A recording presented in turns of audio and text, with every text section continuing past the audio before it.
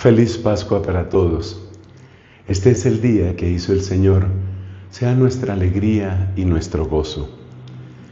Hermanos, en las meditaciones de Semana Santa hemos insistido mucho en la palabra amor, porque más allá del misterio del dolor, hay que encontrar el amor. Más allá de la repugnancia que nos produce la traición, hay que encontrar el amor.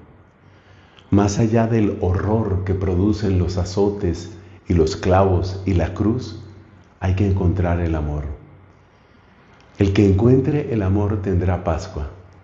El que no lo encuentre simplemente verá un espectáculo de crueldad, un espectáculo de tortura, algo absolutamente repugnante, que es, por cierto, una de las razones por las que otros creyentes de otras religiones no aceptan nada que tenga que ver con la cruz. Hace poco veía un video de cómo se encontraba un abad, un superior de monasterio católico, se encontraba en Israel y una persona, una señora judía, le decía: tape esa cruz, oculte esa cruz. Él tenía una cruz al pecho, quítese esa cruz. Ese fastidio hacia la cruz, que es tan común en muchos judíos, o la mayoría, ese fastidio a la cruz que es tan frecuente, yo diría en la inmensa mayoría de los musulmanes, tiene su origen en esto, en que muchas personas se quedan solo viendo el horror de la tortura, el horror de la traición, el horror de la sangre, pero es que hay que llegar al amor, es que hay que descubrir ese amor, y la Pascua es para que descubramos eso. Es para que nosotros podamos decir: hemos sido amados, o como dice bellísimamente la primera carta de Juan, hemos conocido el amor que Dios nos tiene y hemos creído en Él. Para eso precisamente es la Pascua. Ahora bien, la primera lectura de hoy nos habla de la realidad de la resurrección, y el Evangelio nos presenta un testimonio de amor.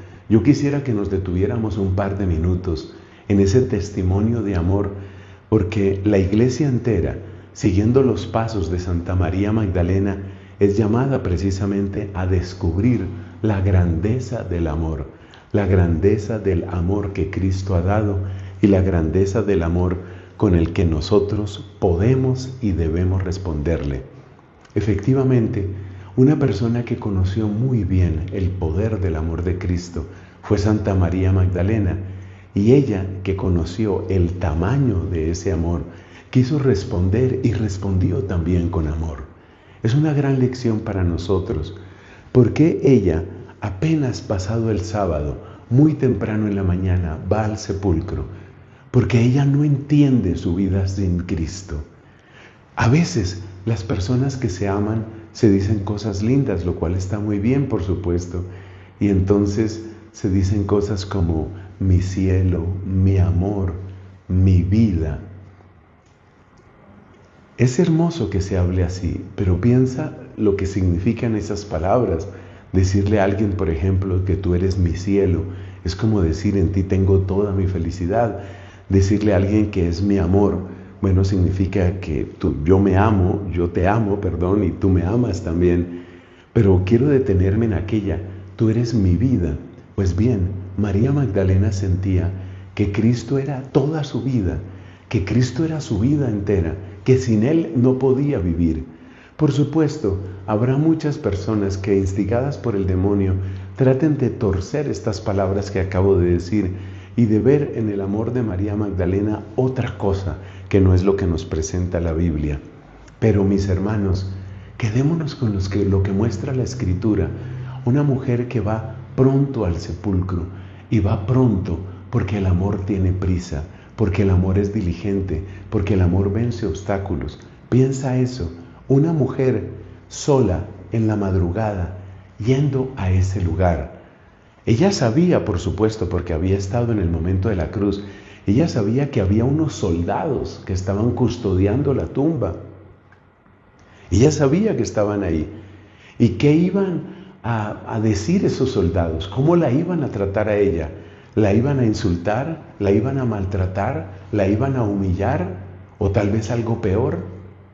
El amor vence obstáculos. El amor va más allá de las barreras. El amor tiene prisa.